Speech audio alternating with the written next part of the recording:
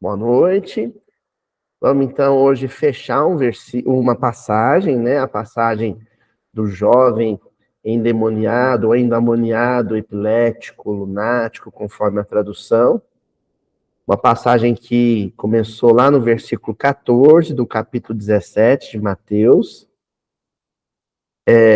Na maioria das traduções, ela fecha no versículo 21, né? Eu até comentei isso na semana passada, que é justamente quando o caso está encerrado, né? O jovem já foi curado, a família está em paz, e Jesus se põe a dialogar com os discípulos.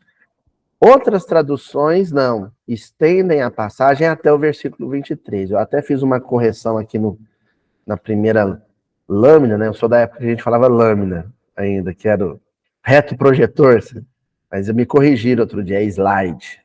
Então, no primeiro slide, eu fiz uma correção aqui da passagem do versículo 14 ao versículo 23.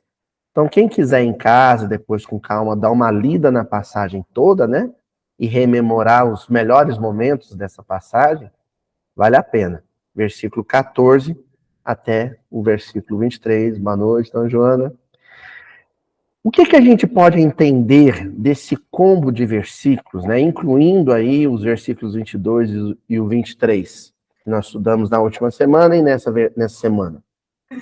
Que essa é uma passagem que aborda um tema durante muitos séculos delicado, espinhoso, que a gente só pode dizer que se tornou um tema sem tabus, pelo menos para parte da comunidade cristã no mundo, após o advento da doutrina espírita. Que tema é esse? A relação dos encarnados com os desencarnados. Ele sempre foi um assunto problemático em todas as expressões religiosas da história, né?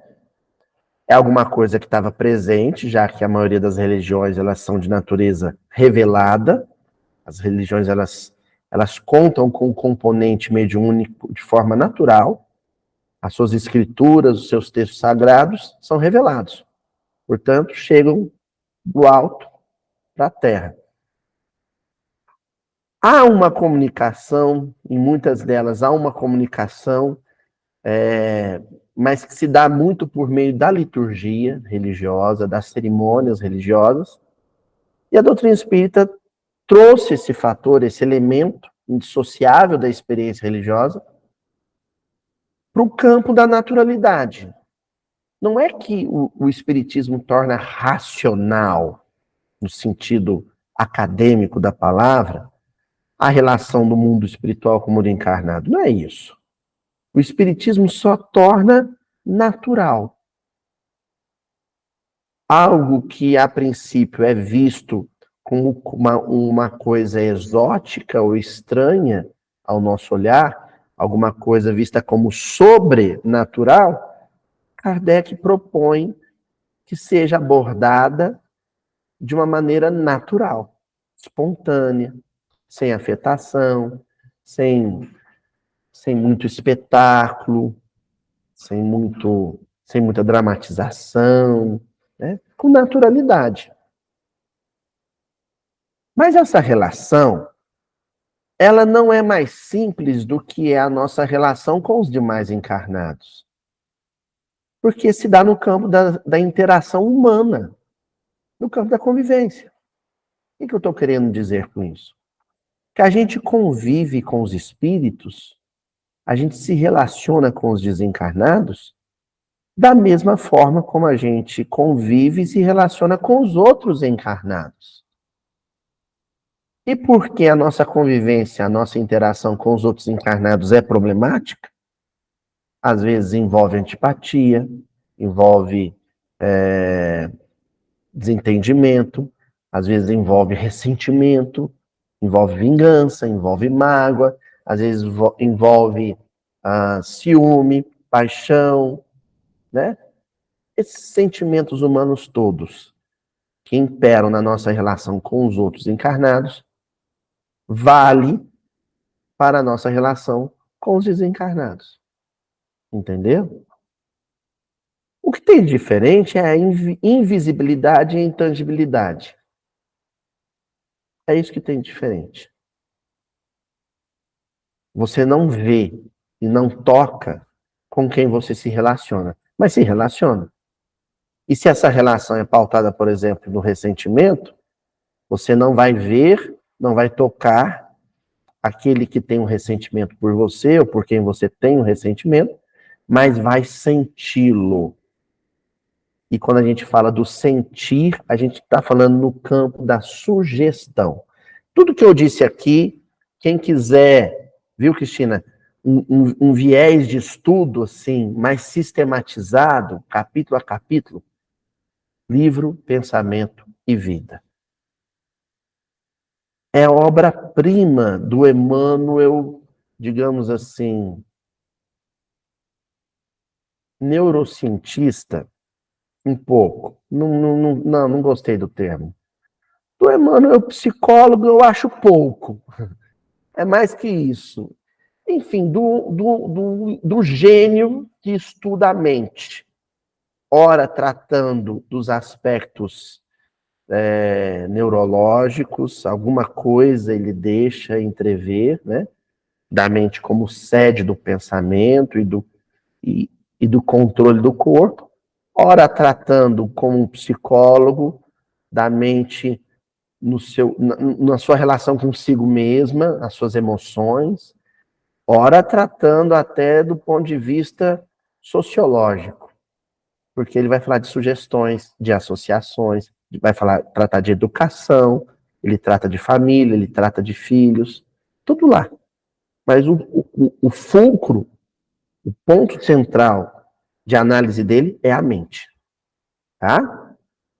Não é possível um estudo sobre a interação encarnados e desencarnados, sobre a relação entre encarnados e desencarnados, sem que isso recaia sobre um estudo a respeito da mente.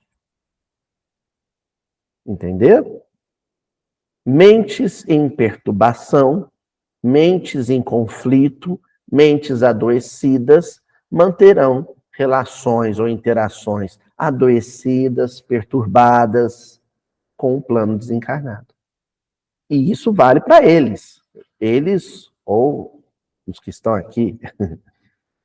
Tá bom? Fizemos essa longa introdução para dizer que essa passagem que se encerra hoje trata disso.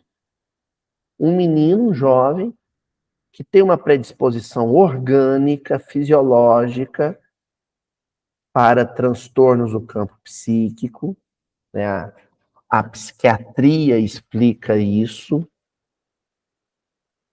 Chega com uma família toda em conflito, porque essas patologias psiquiátricas são potencializadas ou são engatilhadas pelo assédio dos espíritos. Quem são esses espíritos? Velhos perseguidores da família, do jovem. Na reta final do versículo, Jesus vai dialogar com os discípulos sobre um outro tipo de desencarnados perseguidores, ou que cultivam algum tipo de antipatia pelos encarnados. Tem aqueles que guardam ressentimento especificamente por aquele encarnado, e aqueles que são inimigos da causa cristã. O problema deles não é especificamente com a Tânia, ou com a minha mãe, ou com a Ana Cristina, ou com o Francisco. Não, o problema deles é com a causa, com o evangelho.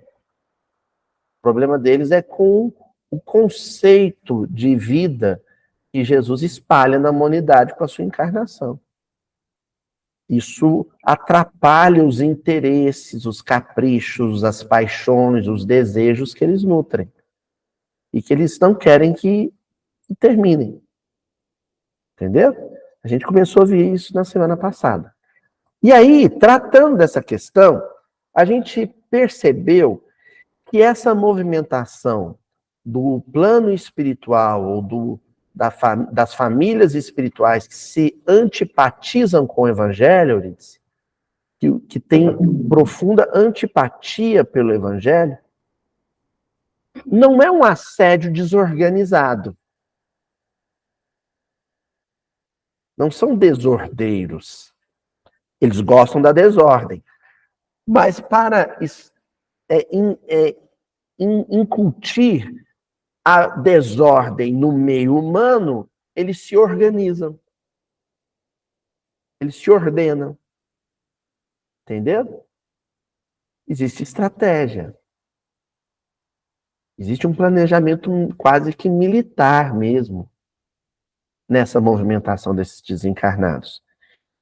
E há um princípio bélico, né, de sítio. Quando você sitia as cidades da antiguidade, na Idade Média, muitas delas eram muradas, né?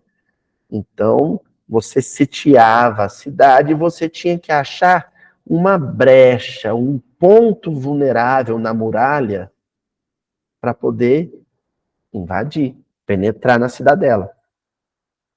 Certo?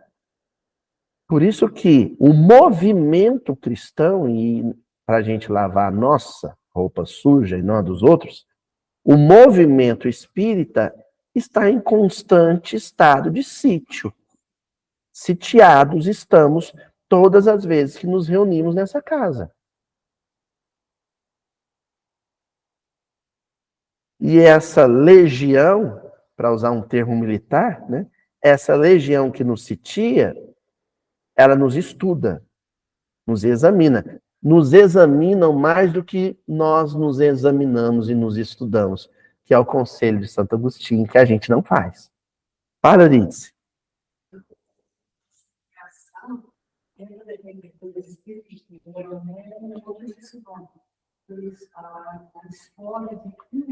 Exatamente.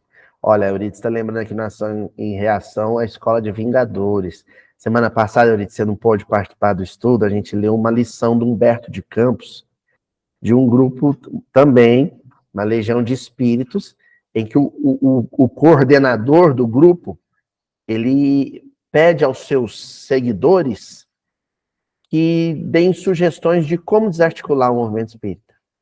Ou seja, qual é o nosso ponto vulnerável? E aí, qual que foi o gênio que ofereceu a melhor proposta de ataque? O gênio da preguiça. Sabe por quê? Porque ele ia agir na nossa procrastinação. A gente adia, empurra a nossa melhora, a nossa modificação sempre para amanhã ou para a próxima encarnação. A gente não entende o processo de burilamento moral como uma urgência. E esse tem sido nosso ponto fraco. Um dos pontos fracos. Porque o segundo grande ponto fraco a gente vai abordar hoje. No versículo derradeiro, versículo 23, que diz assim. Continuando, né? Que Jesus fala para eles, olha, eu vou ser perseguido, né? Vou ser entregue nas mãos dos homens, não era a expressão? Nas mãos dos homens. E os homens, versículo 23, o matarão e no terceiro dia se levantará. E eles se entristeceram. Então, olha só, o versículo, metade dele, a primeira frase é profética, está dizendo o que vai acontecer, e a segunda frase é o que aconteceu na hora em que Jesus disse isso. Então, Jesus disse para os discípulos, o Filho do Homem vai ser entregue nas mãos dos homens, e os homens o matarão. Se o versículo parasse aí, seria natural esse entristecimento. É meu amigo, eu amo esse homem, e ele vai ser executado. Só que o versículo não para ali. Tem uma vírgula. No terceiro dia, se levantará. Mesmo se os discípulos tivessem se entristecido com a primeira notícia, não é? Os homens o matarão. Na sequência, e no terceiro dia se levantará, eles deveriam abrir um sorriso. Porque a notícia que Jesus está dizendo não é a notícia eu serei crucificado. A notícia é outra. É uma boa nova. E a boa nova é: o bem sempre vence o mal. A vida sempre supera a morte. O dia sempre raia após a noite. Essa é a notícia. Essa é a boa notícia. E aí vem a pergunta da noite. Por que que mesmo com essa boa notícia, eles me matarão, mas eu levantarei no terceiro dia? Porque mesmo com essa boa notícia, eles se entristeceram. Eu separei aqui o verbo entristecer. Entristeceram. Porque mesmo com uma boa notícia, a de que a morte não triunfará sobre a vida, porque mesmo assim os discípulos se entristeceram.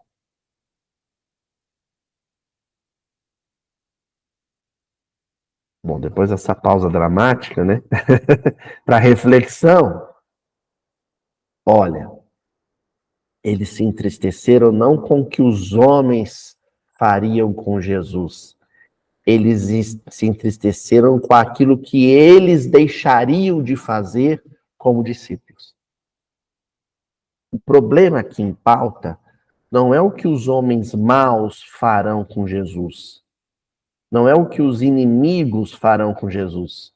O problema em pauta é o que os amigos deixarão de fazer por Jesus. Eles se conheciam. Eles se entristeceram porque eles se imaginaram, se projetaram na situação.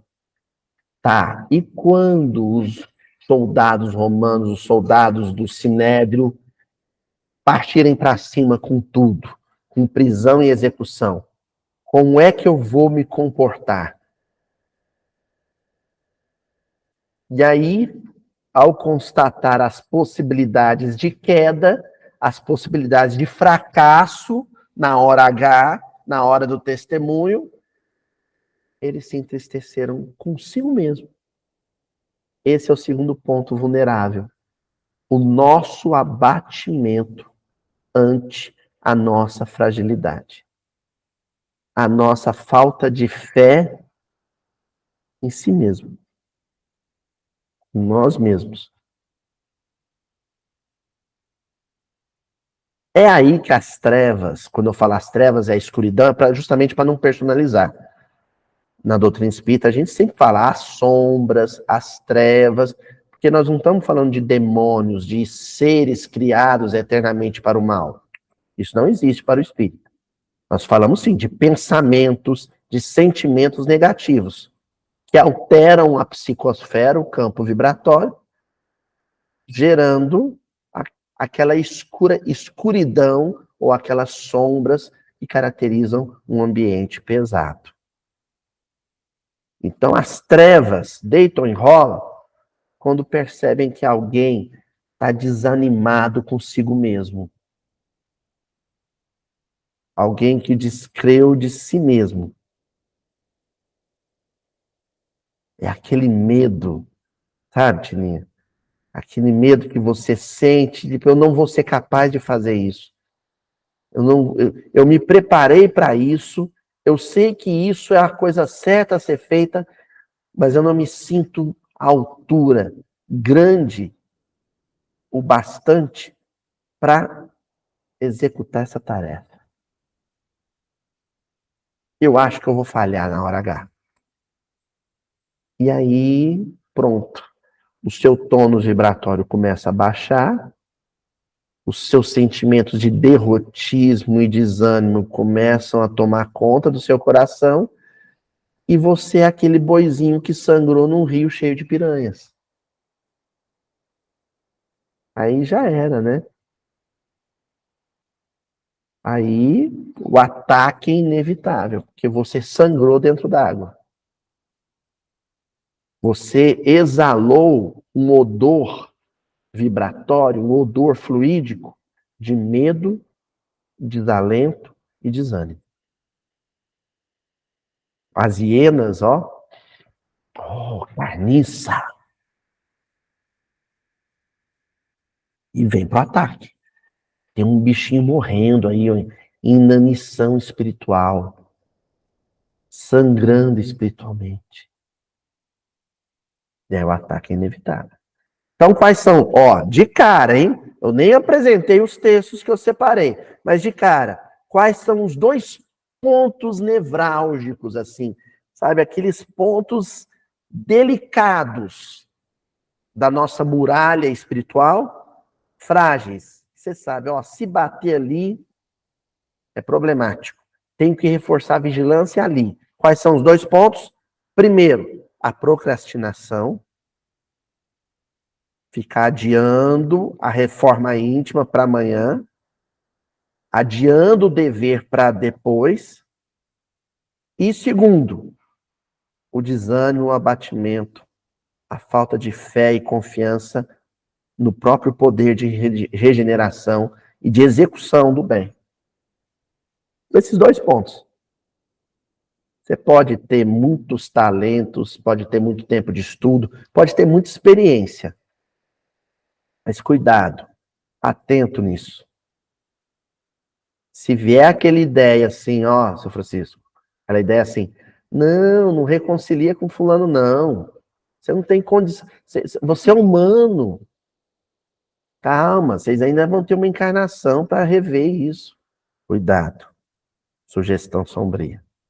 Se na sequência você até se aventurar e falar assim, não, amanhã eu vou lá encontrar com ele, mas vier um outro sentimento assim, ah, mas na hora que você estiver na frente dele, em vez de abraçar e pedir perdão e perdoar, você vai danar, falar umas verdades na cara dele. Certeza, não vai não, porque você vai se trair. Você vai falar umas verdades na cara dele. Ai, meu Deus, eu não tenho jeito mesmo, não. Nem vou tentar fazer isso. Entendeu? Isso é uma paralisia espiritual. Isso é um, sabe? Você é um paralítico de Cafarnaum. Você está no catre. Você está na maca. Parado. Quem não se levanta e não caminha, paralítico. Né? Ó, separei algumas coisinhas aqui pra gente. Nós vamos começar com uma referência cruzada, hein? 2 versículos de Paulo. Um está em Romanos, o outro está em Coríntios. Que eram 2 ambientes problemáticos, viu? A igreja de Corinto era uma igrejinha custosa, danadinha. E a igreja de Roma, que Paulo só conheceu no final da carreira, né? Também era uma igreja que vivia dando problema lá. O Paulo tinha que escrever essas cartas para ver se acalmava o povo. Se punha juízo naquelas 2 comunidades.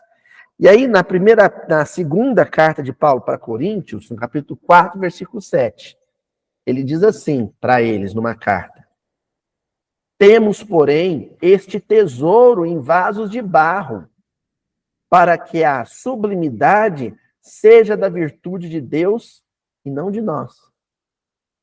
É gigante essa frase de Paulo, inclusive, foi essa frase que nos inspirou a encontrar uma imagem lá, né, de domínio público que a gente pudesse usar para o miudinho, que é aquela da abertura do miudinho.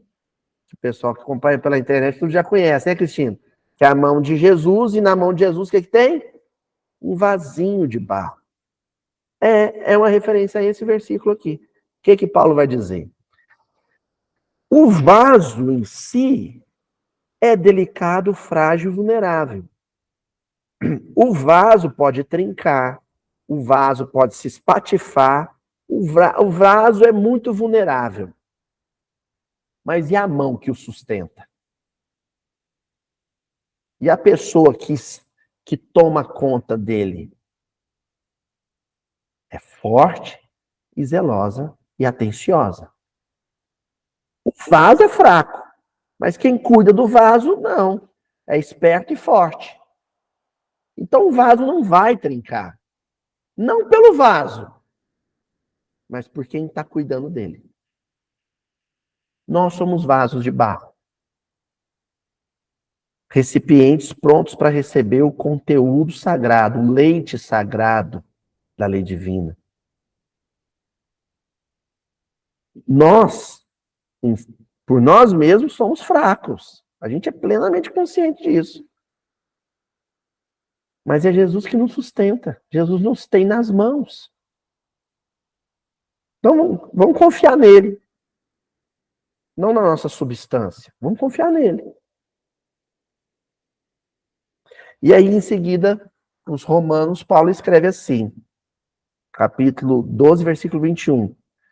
Não te deixes vencer do mal, mas vence o mal com o bem.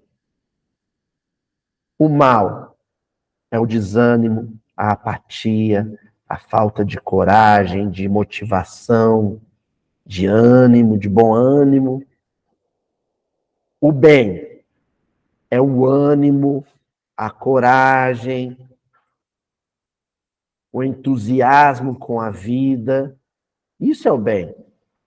E eu no meio. Eu sim, cheio de vícios. Mas eu vou deixar o bem vencer o mal. Eu vou deixar que a coragem vença o medo. Que o bom ânimo vença o desânimo. Entendeu? E vou fazer o bem para os outros, apesar dos meus defeitos. Apesar deles.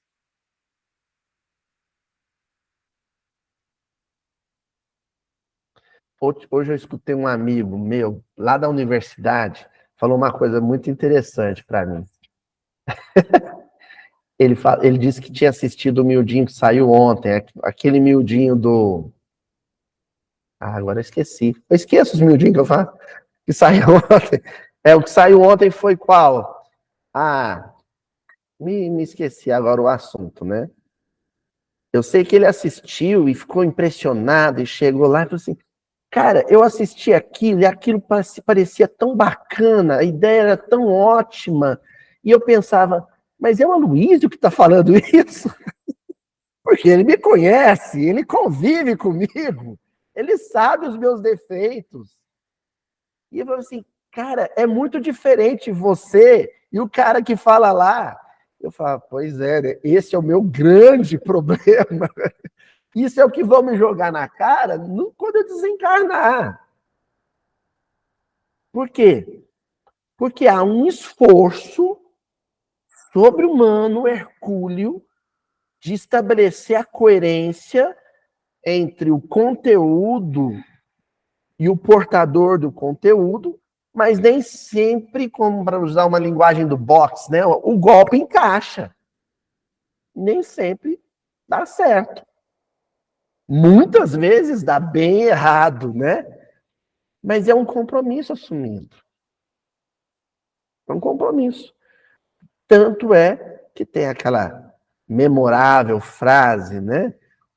O bem que fizeste será o teu advogado em todas as eras, em qualquer circunstância. Você faz umas besteiras, mas o bem que você espalhou te socorre. É testemunho positivo a seu favor, né? E te dá tempo, te dá prazo para a vitória real, que é quando você consegue estabelecer a coerência absoluta entre aquilo que você estuda e aquilo que você consegue ser, por enquanto. Entendeu? Você precisa de fôlego, de prazo para isso. Enquanto a vitória maior não chega, você realiza algo de positivo para as pessoas.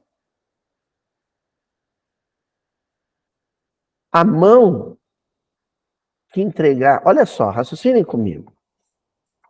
Vamos pensar um jovem. O jovem entrou em discussão com o irmão, jovem espírita, entrou em discussão com o irmão, e os dois entraram em atrito, briga de adolescente, sabe? E saíram no tapa. E ele esbofeteou a cara do irmão. Uma hora antes dele ir para a tarefa de distribuição de marmitex, de alimento, para os moradores de rua, do grupo de jovens no qual ele participa. Aí ele esbofeteou a cara do irmão e bateu aquele sentimento. O que eu fiz? Ele deve ou não ir na tarefa?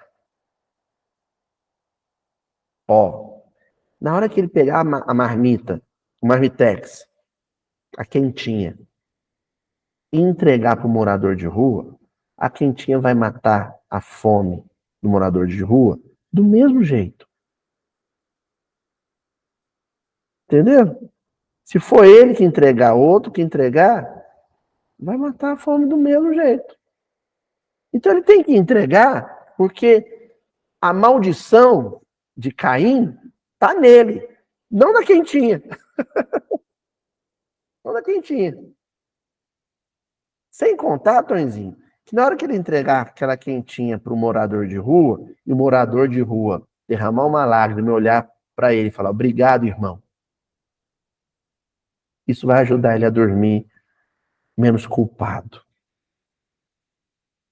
Isso vai dar para ele algum alento espiritual em função da queda. Então a gente faz. Isso não é hipocrisia. Hipocrisia é outra coisa. Hipocrisia é quando você usa inclusive o bem, inclusive o trabalho com Jesus, como instrumento de manipulação da opinião que as pessoas têm de você, da opinião que você quer que as pessoas tenham de você. É só ser natural e sincero. Chegar no... Ó, gente, ó, hoje eu vim para o trabalho, mas eu não tô legal. Aconteceu isso lá em casa. Lembra da epístola de Pedro? Confessai-vos uns aos outros.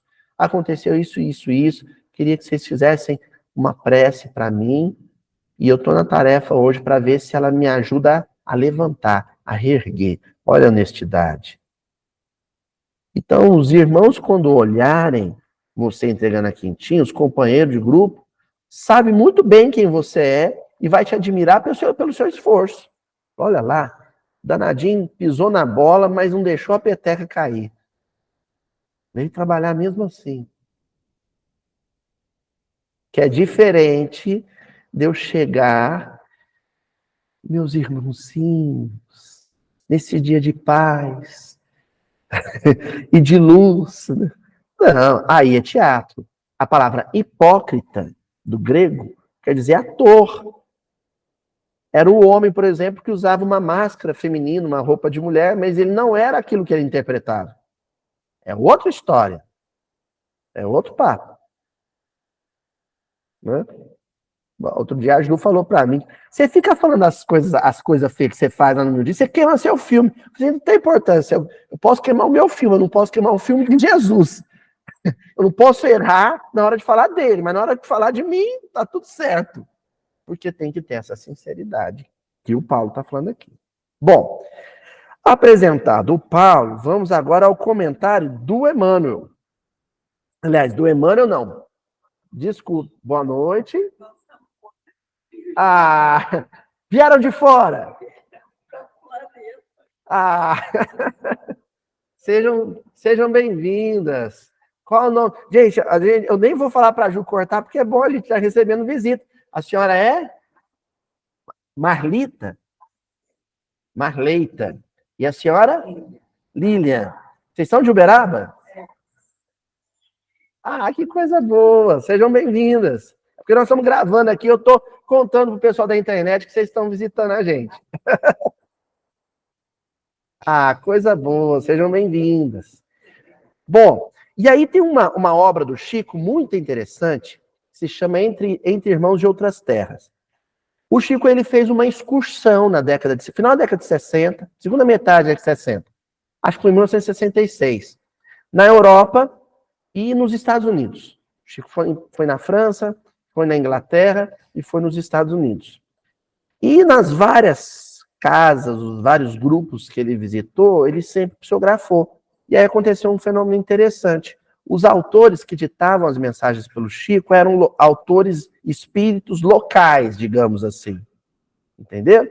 Então, por exemplo, aí tem uma mensagem do Gabriel Delane, lá na França, um espírito francês, né?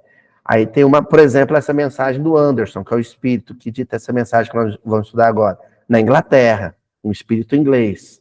Então, essa mensagem, inclusive, ela é ditada em inglês. O Chico psicografava em francês, psicografava em inglês, e tem uma mensagem curiosíssima, que ele psicografa a mensagem em inglês invertida. Para você ler ela, Tininha, você tinha que pôr um espelho. É uma coisa impressionante, né? E essa mensagem do Anderson, que é um espírito inglês, de reencarnações sucessivas da Inglaterra, digamos assim, porque o espírito em si não tem pátria, né? Ele dita uma mensagem intitulada Derrotas. Olha o título. Derrotas. No capítulo 34 do Entre Irmãos de Outras Terras. E ele começa, aliás, ele termina a mensagem dizendo assim: que espécie de amigos de Jesus somos nós? É a pergunta do Santo Agostinho, da questão 919. É a pergunta de todas as noites. O problema não é você, olha, o problema maior não é você ter pisado no calo de alguém ao longo do dia. O problema é você ir dormir achando que isso estava certo. Esse é o problema. Porque aí, para usar uma expressão assim, digamos, filosófica, você dorme sendo um cara de pau. Entendeu? Um cristão cara de pau. Você pisou no calo de alguém e foi dormir achando que estava certíssimo. Sabe como é que você se desarma? Ou você desce do seu pódio, do seu pedestal? Fazendo essa perguntinha aqui que o Anderson propôs. Que espécie de amigo, que espécie de amigos de Jesus somos nós? Ou que espécie de amigo de Jesus sou eu? Eu sou um amigo problemático, mas sincero, honesto? Ou sou um amigo hipócrita, dissimulado? De uma forma ou de outra, desejamos realmente cooperar com Jesus na sua obra? O que é esse de uma forma ou de outra? Eu posso cooperar com Jesus sem errar, ou posso cooperar com Jesus errando. Mas o que o Anderson está propondo aqui, através da mediunidade do Chico, é cooperar com Jesus, ponto.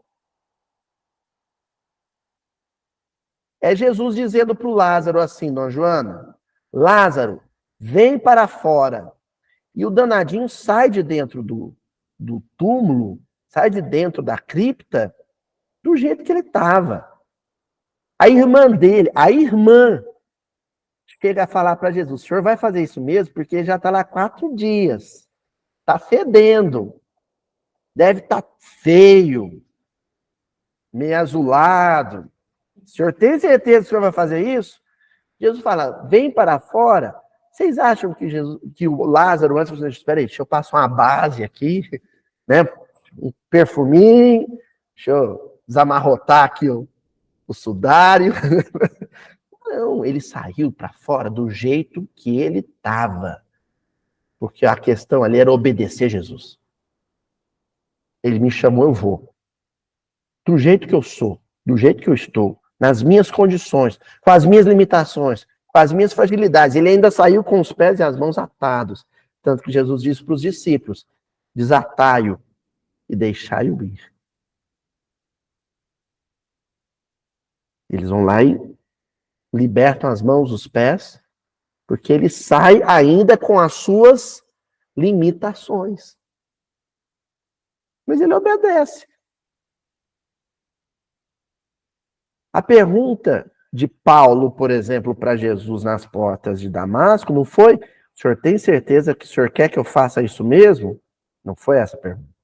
A pergunta foi: o que queres que eu faça? Ponto de interrogação. O que o senhor quer que eu faça? Eu faço.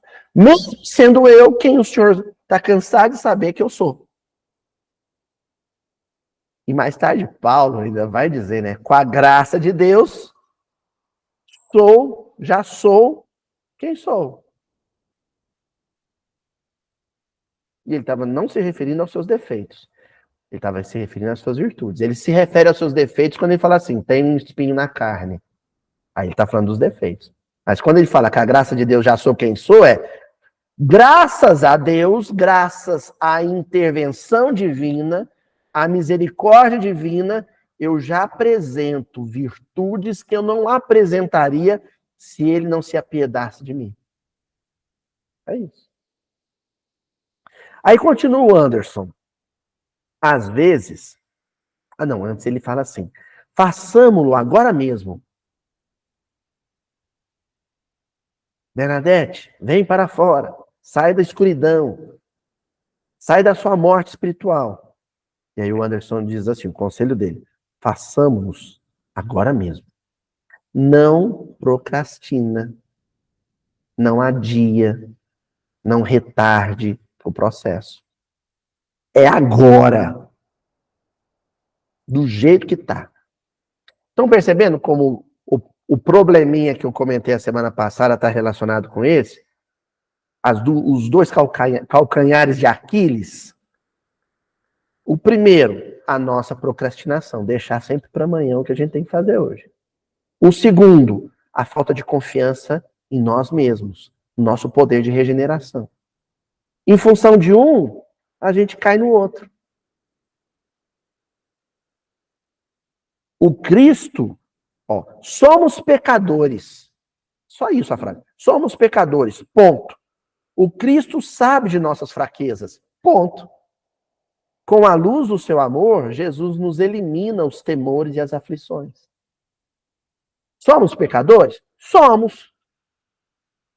Ele sabe que a gente Sabe. Mas ele já disse isso várias vezes aqui. Ele não nos escolhe. Ao contrário. Ele não deixa de nos escolher pelos nossos vícios. Ele nos escolhe pelas nossas virtudes. Vou repetir. Jesus não deixa de nos escolher porque temos vícios que ele conhece. Cada um. Até os que a gente não conhece, ele conhece. É o contrário. Ele isola os defeitos. Ana, os seus defeitos são problemas seus. Você vai se entender com a sua própria consciência. Mas você tem qualidades que são úteis para a minha obra. E eu vou te usar por elas. Eu vou te escolher por elas.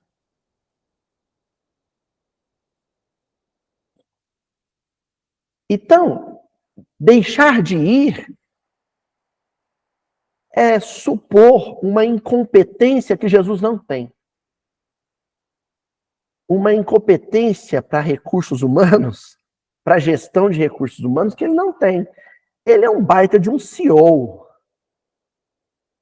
Tô aprendendo o léxico do mundo dos negócios, né? Jesus é um baita de um gerente de empresa. E quando ele contrata alguém, sabe aquela história da entrevista de emprego? Fale-me 3 defeitos e 3 qualidades. E aí você fala, primeiro defeito que você fala, eu sou excessivamente dedicado ao trabalho. Sou perfeccionista. Na verdade, você está falando uma qualidade que você acha uma qualidade como se fosse um defeito, né? Você não engana Jesus. Ele não vai te perguntar quais são os seus defeitos para te contratar. Ele só vai te perguntar, me fala 3 qualidades suas. Contratado por causa delas. Mas e os meus defeitos? Problema seu. Não tem nada com isso. Isso é problema seu. Os defeitos é problema. Quem vai de noite chorar com culpa, com remorso, é você. Só o que eu posso te oferecer é trabalho. E o trabalho vai te confortar nessas horas. E o trabalho vai te fazer levantar no dia seguinte, depois de uma madrugada de pranto. Eu tenho que trabalhar. Não é assim com a profissão? Você pode chorar a madrugada inteira por qualquer motivo. Mas no outro dia você tem que estar de pé batendo ponto, não é? É assim. O Aloísio pode ter aprontado ao longo da quarta-feira todas, com a Juju, com os colegas de trabalho, mas 7h30 tem que estar aqui ligando o computador para gravar o miudinho. Chorando ou rindo. Às vezes não podemos remover as circunstâncias e tentações sob as quais nossas tarefas devem ser realizadas. mas Jesus pode fazer. Eu não posso, mas ele pode. Entendeu? Ana Cristina, você vai lá para a África, você vai cruzar o oceano e vai lá para a África dar sopinha na boca de um menininho. Né? A tia Adriana não veio hoje. Ah, eu não sou capaz de fazer isso. Você não, Jesus é. Você só vai ser o instrumento. E ele está te escolhendo pelas suas qualidades, não pelos seus defeitos. Você se resolve aí com seus defeitos. Mas tal dia, tal horário, eu te quero no aeroporto embarcando para a África. Com chuva ou sem chuva. Essa é a hora mais difícil para Luiz Elias. Ó, muitas vezes somos derrotados, mas o Cristo nos dá forças para sermos uma nova espécie de pessoa. Que é essa nova espécie de pessoa? Achei isso aqui o máximo.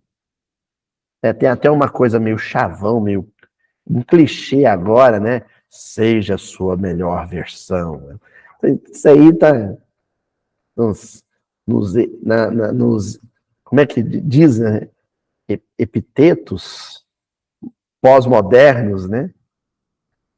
Seja a sua melhor versão, né? Aqui ele usou uma expressão, eu gostei mais, literariamente eu gostei mais. O Cristo nos dá forças para sermos uma nova espécie de pessoa, um novo tipo de ser humano. Quem é esse novo tipo de ser humano? O ser humano inquieto com a própria condição. Porque, na verdade, o que chora, lamenta e diz, eu não sou capaz, esse é um acomodado. Esse se entregou. Esse se acostumou a ser quem é. Por isso que ele fala, quem sou eu, mestre? Por isso que os discípulos se entristeceram, porque estavam acomodados.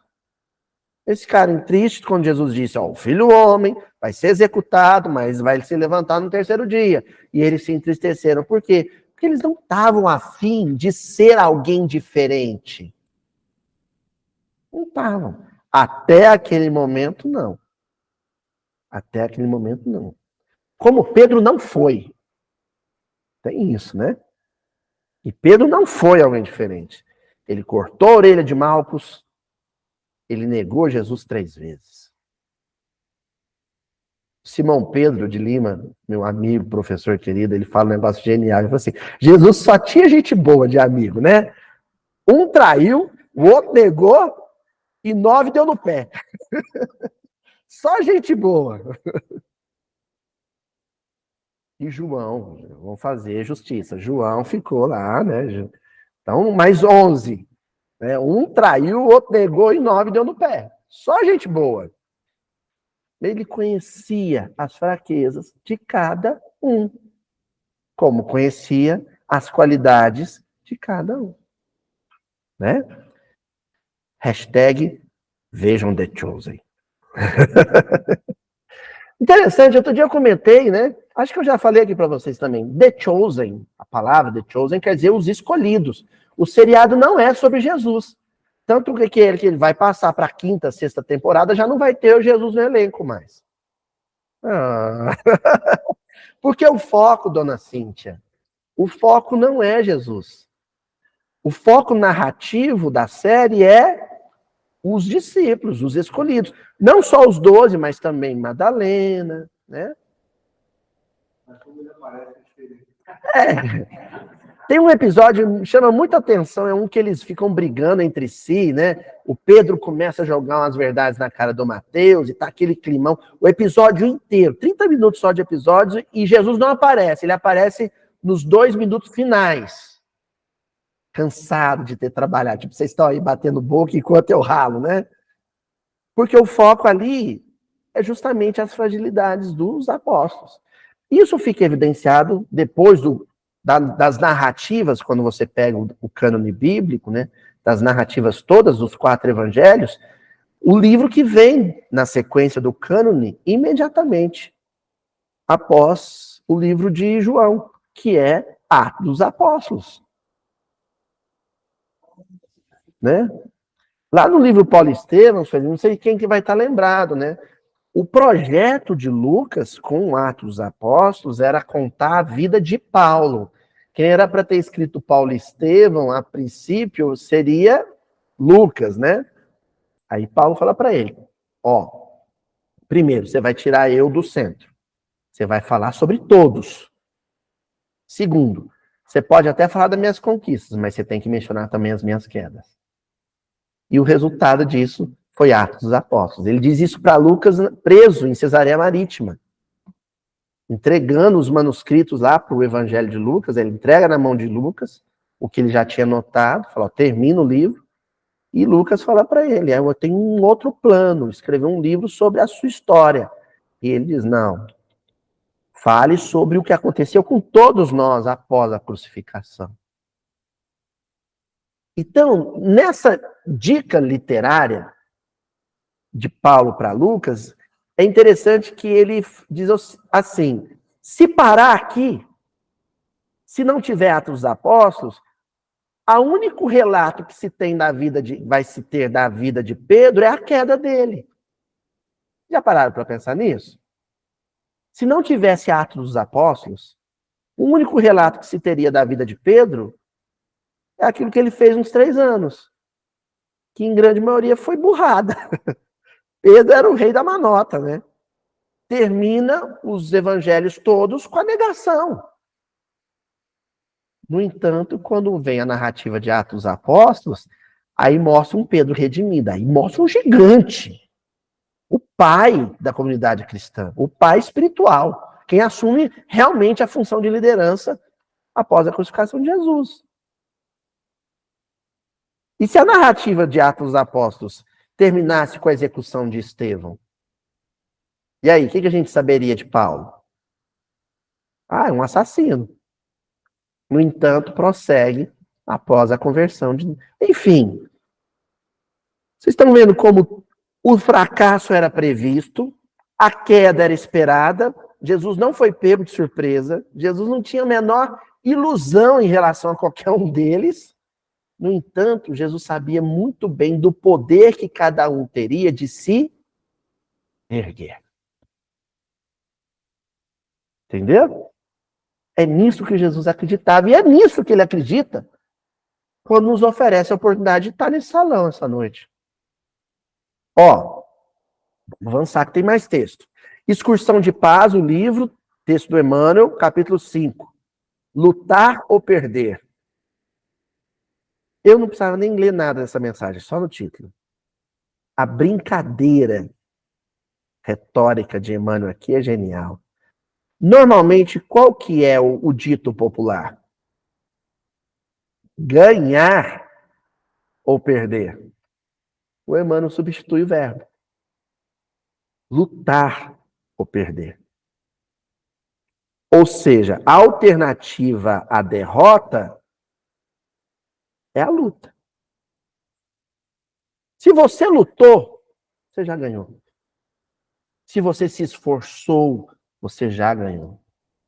Se você se lançou ao trabalho, você já ganhou. Ah, mas eu não tive êxito. O Dr. Ricardo Vardio, querido amigo também lá de Belo Horizonte, médico, homeopata, genial, primo, sobrinho de Eurípides Barçanufo, ele fala um negócio legal, ele fala assim, a gente precisa se desapegar dos resultados. Quando a gente começar uma tarefa espírita, se desapegue dos resultados. Se concentre somente na tarefa. Então, eu ia escrever um livro, eu sofria muito. Porque eu estava no primeiro capítulo já pensando na divulgação. Ah, como é que vai ser? Mas e se não divulgar direito? As pessoas não souberem que eu lancei? Tal. Eu estava sofrendo, estava lá no resultado. Mas e se as pessoas lerem e não gostarem? Ficava nesse sofrimento, nessa pré-ocupação. Nessa ocupação prévia. Aí quando o doutor Ricardo falou isso, lá em Belo Horizonte, eu falei, olha aí, Eu tenho que me desapegar do resultado. Isso coincidiu com uma outra coisa que o meu querido amigo, irmão Gladson Laje fala também. Ele fala assim, o bem foge do nosso controle. Quando o Gladson fez a primeira parceria com o Tim, nem a dupla Tim Vanessa existia.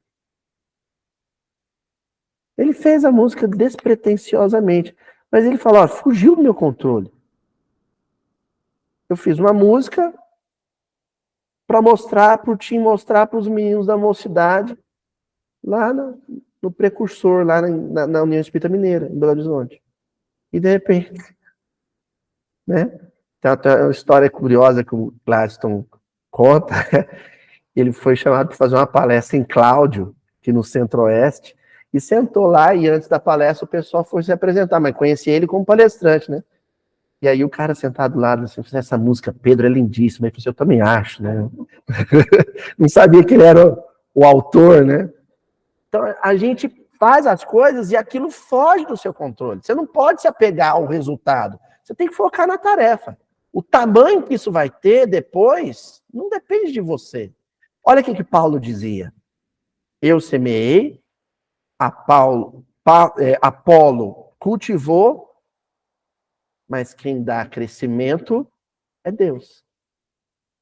Quem vai multiplicar, olha, eu tenho 2 pães, né? E 2 peixes e 5 pães. É isso que você tem? Pega na mão de Jesus. Quem é que faz o milagre? É Ele. Quem vai multiplicar aquilo é Ele. Você entrega os recursos que tem. Verdade é essa. Sou eu com esses defeitos, com essas fragilidades, mas também com algumas qualidades. É isso, mestre. Eis-me aqui, Senhor. Quem faz um milagre, os resultados do trabalho ao qual eu me lanço, isso não é da minha alçada. Isso não é parte minha, isso não é comigo. É com a gestão. Né? Bom, aí o Emmanuel vai comentar, né, discorrer sobre esse título, lutar ou perder. A alternativa a perder é lutar, é se lançar ao trabalho, se lançar ao mar, é jogar a rede no mar. E aí, quantos peixes virão? Isso aí é com Jesus. Agora, se eu não jogar a rede, ele não faz milagre, né? Se eu não jogar a rede, não tem milagre. Olha o que o Emmanuel vai dizer. Por agora, meu amigo, emergindo laboriosamente da selva dos impulsos, caminhamos na direção do divino, à maneira de corrente de água viva no rumo do oceano. O oceano é maior que o rio. Vocês já pensaram se por timidez os rios falassem, quem sou eu para encostar no oceano? Quem sou eu para desaguar no oceano? Olha o tamanho do oceano, eu sou aqui um igarapé. Já pensou? Não tinha água corrente no mundo. Só água parada. Já pensou se o São Francisco, lá na Serra da Canastra, nascendo lá, um olho d'água, né? Você fala assim, eu o quê? Virar um delta? Que nunca que eu vou... Se a água brotando ali, né? Duvidasse do que ela se tornaria na foz. O peixinho vermelho, né? Lá do Libertação. Imprescindível não fugir ao movimento incessante, centralizando-nos no objetivo. E qual que é o objetivo? Lutar. Fazer. O olho tem que estar no alvo. Qual que é o alvo? É lá na frente, os resultados, os frutos? Não. É hoje, agora, aqui. É o que eu fizer agora. Toda vacilação é demora. Se você antecipa demais os resultados, você começa a vacilar. E no que você começa a vacilar, o serviço não começa. Fica para amanhã, para depois de amanhã, para depois de amanhã, e não começa. Vai estudar violão. Meu amigo querido Edilson, a gente começou a estudar violão junto porque a mocidade, nossa, que a juventude aqui não tinha músico, não tinha um violão. Toda mocidade tem que ter um bom violão, né? A nossa não tinha. Aí fomos nós dois estudar. Aí eu progredi um pouco mais. Um violãozinho meio vagabundo, mas deu uma melhoradinha. Ele ficou só na primeira música, né? Só que 10 anos depois, ele ainda tocava uma música. Aquela Cativar, chamava a música. Ele tocava uma música. 10 anos depois. E ele é um ótimo ator. Você diz, larga a mão de violão, você é um ótimo ator, vai para as artes cênicas. Ele falou para mim assim, as artes cênicas que eu sou bom hoje porque eu não desisti na encarnação passada. Então eu estou tocando, insisto com o meu violão hoje, porque na próxima o músico da mocidade vai ser eu. Entenderam? Aí, com isso, ele estava focado no quê? Em tocar a musiquinha dele hoje. É o que eu dou conta, é o que eu vou fazer. Toda retenção, aliás, minto, ó. Imprescindível não fugir ao movimento incessante centralizando-nos no objetivo. Retomei. Toda vacilação é demora. Toda retenção na angústia é estacionamento ruinoso. Retenção na angústia, né? O nosso medo de errar faz a gente errar, porque gera em nós, previamente, angústia. Toda fuga é permanência no vale sombrio. Ó, toda fuga, fugir ao dever, fugir à realização, fugir a fazer o que deve ser feito, você fica que nem o Lázaro lá no escuro, com a pedra, né? Lacrado, hermética, né? E ele lá dentro, enfaixado, no escuro. Ah, eu morri, né? Aí, lógico, vai precisar de ajuda. Jesus fala para os discípulos, movei a pedra. Os discípulos mexem na pedra. Não tira ele, não. Não tira ele, não. A gente mexe a pedra. A gente reconhece a limitação dele. Ele não dá conta de sair dali sozinho. Mas sair do escuro para a luz, do vale sombrio para a luz, ninguém ajuda ele. Ele vai sair do jeito que ele está, enfaixado. Mas isso é esforço dele. Ó, não dispomos, em razão disso, de outra mensagem mais eloquente de amor a dirigir-te, além do não temas, que o amigo celeste nos endereçou há quase 20 séculos. Não foi o que Jesus disse? Não temas. O medo é um escorpião. Porque o perigo do escorpião é que ele é sorrateiro, né? Ele entra assim na sua calça, na sua roupa, na sua cama, sem você perceber. Você só vai perceber que ele está ali depois que você foi atacado pelo veneno. É o medo.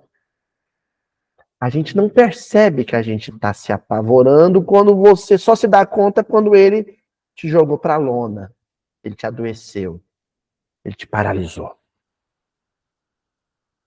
Qual que é a orientação do Cristo? Orai e vigiai. Lembra do jejum? Do Moisés subindo a montanha e ficando lá? Orai e vigiai. Cuidado com todo sentimento e ideia de derrotismo negativa, de pessimismo. Cuidado, gente. Não ceda a esse tipo de pensamento. Foge dele. Chacoalha a cabeça. Começa a cantar. Larará, não estou ouvindo. Isso, mas foge, porque depois que a picada acontecer, aí é difícil, hein? Aí a gente leva um tempo para recorrer ao antídoto e se curar daquilo. se curar do medo da vida, né? Nós estamos tratando hoje, não é o meu medo de avião, é o medo da vida. Eu nunca... Olha, por que várias vezes eu venci o meu medo do avião? Porque eu não tinha medo da vida. A minha vontade de conhecer a África e de fazer parte de um trabalho com uma fraternidade era maior que o meu medo de avião. Ele estava lá, eu viajei com medo. A minha vontade em Israel era maior que o meu medo de avião. Viajei 12 horas sem tirar o cinto. 12 horas. São Paulo ao aeroporto de Frankfurt, sem sair da cadeira. E abraçado um livro Renúncia. Eu levei ele para ler, para distrair, não leio. Só abracei, assim, grudei nele. Cara, turbulência, eu apertava o livro. Meu amigo Júlio Adriano, Júlio Corrade do lado, olhava para mim e disse, irmão, mas você é perturbado, hein? Sai para lá. E eu de olho fechado. Mas fui. Porque eu tinha medo do avião, não da vida. O que é ter medo da vida? É fugir do trabalho, da tarefa, do que tem que ser realizado. Certo? Ó. Avançando. Ah, não, o Emmanuel ainda diz uma coisinha a mais aqui, ó. Ah, não. Avançando. É porque hoje são muitos textos. O aprendiz de Jesus, que ama e auxilia, ainda não lutar e perder, esclarece e perdoa, guardando a visão da eternidade, é a garantia da regeneração do mundo. Afeiçoemo-nos, assim, invariavelmente aos imperativos do Mestre, e o Mestre atender-nos-á às necessidades. Se apega ao Evangelho e às suas necessidades, às suas fragilidades, às suas deficiências, Jesus cuida delas. Cogitemos dos interesses do Senhor, e o Senhor cogitará dos nossos interesses. Ah, mas não tem dinheiro para começar a tarefa. Não, vai sem dinheiro. Entendeu? Vai sem dinheiro. Nós vamos começar uma sopa, mas não tem recurso para começar a sopa fraterna. Começa sem dinheiro, sem recurso. Sai pedindo de porta em porta. A minha bisavó, Dona Bila, fazia isso. Ela não tinha recurso nenhum. Aí ela ia de porta em porta. Ó, vou fazer uma sopa para distribuir para as pessoas com fome nesse final de semana. A senhora tem alguma coisa para me dar? Muita casa batia a porta. Ah, velha, vai embora daqui. Mas algumas entregavam alguma coisa para ela fazer. Ela começava sem recurso. Ou seja, ela cuidava dos interesses de Jesus, fazer a sopa. E Jesus cuidava dos interesses que seriam dela, arrumar recurso. Entendeu? Começa. O recurso vem. Oi? Uhum. A Zati me contou uma vez, né? A Dona Lázaro foi a pioneira. A primeira sopa que aconteceu aqui na nossa casa, sopão que aconteceu, né? E ela me contou uma vez, Euridice, que ela saía pedindo também. E que ela tinha, a proteína que ela tinha para pôr na sopa era uma latinha de sardinha. Era a proteína que ela tinha. Não é, né, gastronomicamente, né? Não é a melhor opção, mas é o que ela tinha. Ela fez a sopa com a latinha de sardinha. E eu sou do tempo, ó, em que nós fazíamos a sopa aqui com lenha. Lenha, porque a casa não tinha fogão de gás. A sopa era feita com lenha. O pessoal saía da casa, minha avó, a Zati, saiu no pasto, aqui embaixo era tudo pasto, catando galho, casca de árvore, para poder cozinhar a sopa. Eles abraçavam a tarefa, o resto de Jesus toma conta. Ó, deu saudade da avó agora. Livro O Essencial, capítulo 28, sempre adiante. Olha o título, sempre adiante. Quando o fracasso apareça, tentando gelar-te a coragem, não esmoreças. Recomeça o trabalho que te caracteriza as atividades, buscando um novo caminho. Sabe o que é esmorecer? É desmontar, né? É você derreter, assim. A gente tem que estar inteiro para servir Jesus. Se algum gesto equivocado acontecer, e vai acontecer, e o problema é que a gente não supõe, às vezes, que vai acontecer também, né? É o outro extremo. Às vezes você não vai porque descrê de si mesmo, às vezes você tem uma autoconfiança exagerada, que recebe um outro nome, arrogância. Então você vai consciente. Olha, o André Luiz, ele define humildade muito bem. Ele fala assim, humildade é a consciência exata de tudo que somos e não somos. Isso é humildade. Né? Consciência exata, precisa de tudo que você ainda não é e de tudo que você já é. Quando você vai com essa lucidez para o trabalho, você erra, mas não esmorece. Porque o problema não é errar, é esmorecer. É tombar, é desmoronar. Não te concedas o luxo de recordações vazias, de construtividade, e segue adiante à procura da tranquilidade que o novo engajamento em serviços te propiciará. Então, quando você erra, no momento em que você errou, aquilo já deixa de ser presente.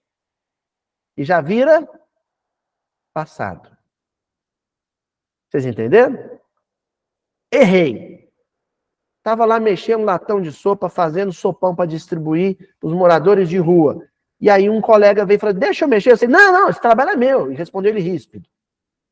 E ele abaixou a cabeça e saiu. Você viu de longe seu companheiro de tarefa chorando. O que você vai fazer? Largar o latão? Você, gente, estou indo embora, acabei de fazer uma besteira, eu não mereço estar aqui. Não. No momento que você fez, o gesto se tornou passado. E a espiritualidade, a terapêutica divina, trabalha com um propósito de esquecimento passado, de tudo que for negativo. Prova disso é que a gente não lembra a reencarnação passada. Se ficar lembrando o erro cometido fosse positivo, a gente não reencarnava com um bloqueio da encarnação anterior. Concorda? Então aquilo é passado, você continua na tarefa, e na primeira oportunidade você procura seu irmão e pede perdão, com sinceridade. E se ele não me perdoar? Não tem importância. Ele não está constrangido a aceitar o meu perdão. Isso também é arrogância, né? Só que eu preciso me sentir bem, reconhecendo minha falha e confessando esse reconhecimento. Tornando público esse reconhecimento. E pede perdão para ele na frente dos outros, viu? Negócio, você tem que chamar num cantinho isolado, quando for para chamar atenção, puxar a orelha. É a orientação de Jesus. Mas quando for para pedir perdão, faz em público. Pedir perdão tem que ser um gesto escandaloso. Sabe? Tem que ser um gesto exagerado. Minha culpa, minha máxima culpa. Né? Você pede perdão, como Pedro fez. Olha só, na igreja de Antioquia, no livro Paulo e Estevão. Aquele concílio tenso, a beça, Paulo em atrito com os mensageiros de Tiago, e aí Pedro cala todo mundo fazendo o quê? Fazendo um pedido de perdão em público e exagerado. Olha, eu não mereço dar um veredito aí sobre a contenda, porque eu fiz isso, eu neguei ele, eu dei as costas, eu traí meu melhor amigo. Pronto. Aí você cura suas feridas, você se lava, sabe? Com sal grosso, o sal grosso do arrependimento sincero, honesto. Vida nova. E segue. Não te concedas o luxo das recordações vazias. Ficar, olha, eu antecipo que eu vou errar porque eu me lembro que um dia eu errei. Pô, isso é coisa de doido. Eu tenho certeza que eu vou cair no buraco, porque um dia eu caí. Não é? É coisa de maluco. Não dá certo. E aí a gente vai fechando, ainda com essa lição. Não dramatizes problemas superados. Ó, nem te detenhas a minudenciar obstáculos vencidos. Se você fez a sua confissão pública, se você pediu perdão, se você lavou a alma, o problema está superado. Está resolvido. Mesmo que não tenham te perdoado. Porque o problema é seu com a sua consciência e da sua consciência com Deus. Problema superado. A partir daquele dia, não se fala mais nisso, a não ser que você tenha que ditar um romance por Chico Xavier, é o que Emmanuel fez ao se lembrar da sua existência como Públio Lentulus. E mesmo assim, eu não sei quem vai estar lembrado, mas ele se refere ao Públio na terceira pessoa. Não é comigo mais. Ele fala, o orgulhoso senador Públio Lentulus, não sou eu, viu, gente? Eu sou o Emmanuel, gente boa. Públio Lentulus é aquelezinho lá, aquele lá que maltratou a Lívia. Não sou eu mais, porque o problema estava superado. Quando ele morreu, 50 anos depois, martirizado, com flechada, atendendo pelo nome de Nestório, ali ele resolveu o problema. Se caíste, levanta-te e caminha. E lembra-te de que Deus, em qualquer realização a que te afeiçoas, nunca te negará o ensejo de começar outra vez. Tenho certeza que, em particular, foi a conversa que Jesus teve com os discípulos quando ele se entristeceu. Pedro, ele para, né? Aliás, Jesus nem doura a pílula, né? Ele vai direto, ele fala assim, Simão, sabia que você há de me negar 3 vezes, hoje ainda? E o Simão, eu não, mestre, eu não. Não, mas ele sentia que ia fazer isso, que podia fazer isso. Mas depois que ele cai, Humberto Campos descreve isso no livro Boa Nova, no capítulo A Negação de Pedro. Pedro inaugura o Muro das Lamentações, ele vai lá para o extremo, outro extremo de Jerusalém, chorar amargamente, mas escuta a voz de Jesus falar no ouvidinho dele. Simão, os homens são mais frágeis, mais fracos do que perversos. É Jesus dizendo, levanta essa cabeça, eu preciso de você. Você tem muito serviço para fazer, para ficar aí chorando. Vamos lá, vamos trabalhar. Né? E encerramos com uma lição do Emmanuel também, sinais de rumo. Aliás, aqui eu cometi um erro no slide, o pessoal da internet aí, ó, coloca aí uma errata, viu, Juju? Essa lição não é do Emmanuel, é do André Luiz, capítulo 37, intitulado Escute. E isso é bem o estilo do André Luiz. Ele faz uma pergunta: fracasso? Não acredite em derrotas. Lembre-se de que, pela bênção de Deus, você está agora em seu melhor tempo. O tempo de hoje, no qual você pode sorrir e recomeçar, renovar e servir, em meio de recursos imensos. Olha, o André Luiz fala assim, fracasso? Não acredite em derrotas. Não creia nas derrotas. Creia em Jesus. Ó, terminamos com Fernando Pessoa. A gente gosta de terminar o miudinho com algum poeta, né? Com alguma obra de arte, alguma letra de canção. O poema Mar Português, do Fernando Pessoa, né? No livro Mensagens. É um livro do Fernando Pessoa que ele escreveu para Portugal, né? É um livro que saiu póstumamente, mas que ele escreveu para o país dele.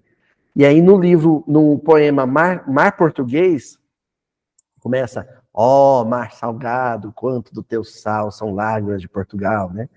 A certa altura ele diz assim, Quem quer passar do bojador tem que passar além da dor. Deus, ao mar, o perigo e o abismo deu, mas nele é que espelhou o céu. O bojador era um cabo, uma dobra da África, antes da costa da Mina, que ali era o encontro do Atlântico Sul com o Atlântico Norte. Então, as ondas, o mar era muito revolto. E nenhum marinheiro conseguia cruzar aquilo. O primeiro foi o Gil Yanes, que conseguiu fazer essa travessia. E aí, todos os navegadores que voltavam assim, é terrível. Aí os que estavam indo ficavam acovardados. Então não vou nem tentar. Aí vem o verso de Fernando Pessoa. Quem quiser ir além da dor, quem quiser superar o sofrimento, a dificuldade, a luta, tem que passar pelo bojador, tem que passar pela prova.